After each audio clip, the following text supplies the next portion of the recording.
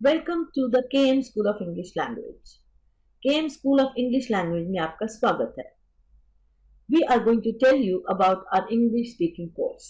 हम आपको अपने इंग्लिश स्पीकिंग कोर्स के बारे में बताएंगे। Before we learn to start speaking correct English, it is very important to have complete clarity about the basic elements of grammar because it is a fallacy or wrong information that we do not need to know grammar if we have to learn to speak proper English.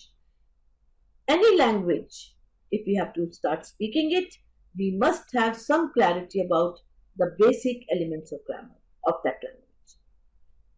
So, इससे पहले कि हम सही English बोलना सीखें, grammar के बुनियादी तत्वों के बारे में हमें पूरी स्पष्टता होना बहुत महत्वपूर्ण है, क्योंकि यह गलत फहमी है कि अगर किसी भी लैंग्वेज को बोलना सीखना है तो उसके ग्रामर के बारे में हमें जरूरत नहीं है, मतलब उसके बारे में जानने की नहीं।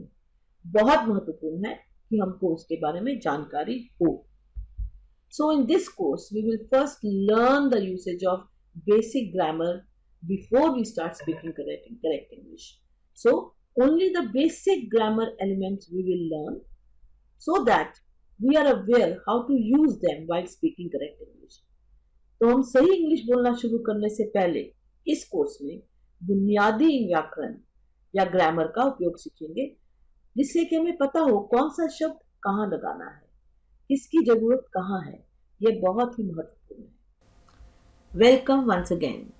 इन the previous videos we had discussed noun, pronoun, adjective, verb, modals, tenses, subject verb agreement and adverb.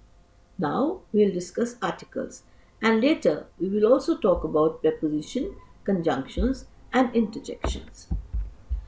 Articles. Articles are used before nouns to specify whether they are general or specific. The three articles in English language are a, an and the. A and an are indefinite articles. They are used for general or unspecified nouns. A is used before nouns starting with consonant sounds. For example, a flower, a unicorn. Though it starts with U, which is a vowel, but the sound is of y, unicorn. So we use a before it. An is used before nouns starting with vowel sounds. For example, an apple, an hour. Again, H is a consonant, but the sound here is a, hour. So that is why an is used before hour. The is the definite article used for specific nouns. For example, the president, the Ganges, the Mount of Everest. Yes. संज्ञाओं के पहले articles का प्रयोग यह बताने के लिए किया जाता है कि वे सामान्य हैं या विशिष्ट। ये तीन हैं, अ, एन और द। अ और एन अनिश्चित आर्टिकल्स हैं जिनका प्रयोग सामान्य या अनिर्दिष्ट संज्ञाओं के लिए किया जाता है। अ का प्रयोग व्यंजन ध्वनियों से शुरू होने वाली संज्ञाओं से पहले किया जाता है। उदाहरण के लिए अ फ्लावर, अ यूनिकॉर्न। अब यूनिकॉर्न यू से स्टार्ट होता है जो कि एक वावल है, लेकिन इसका साउंड है U, so that is why हम कहते हैं a unicorn.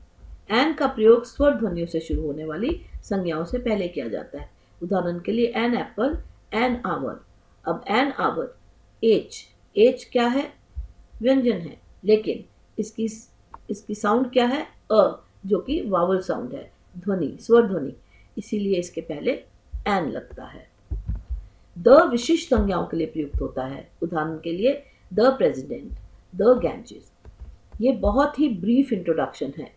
This is a very brief introduction. If you want to learn more about articles, you may take detail classes from me. अगर आपको आर्टिकल्स के बारे में या बाकी के ग्रामर के एलिमेंट्स के बारे में और सीखना है तो आप मेरे से डिटेल क्लासेस ले सकते हैं। थैंक यू, धन्यवाद। So today we talked about one element of English grammar. You may contact me, but remember, those classes which I take to teach you detailed grammar, I take lessons in detailed grammar, they will be paid classes. तो आज हमने English grammar यानी कि English व्याकरण का एक element के बारे में बात की, लेकिन हमें यह ध्यान रखना है कि अगर आपको उसके बारे में डिटेल्ड इंफॉर्मेशन चाहिए या आप डिटेल में ग्रामर पढ़ना चाहते हैं तो आप मुझसे संपर्क कर सकते हैं। बस इस बात का ध्यान रखिएगा कि detail grammar classes paid classes होंगी। थैंक यू, धन्यवाद।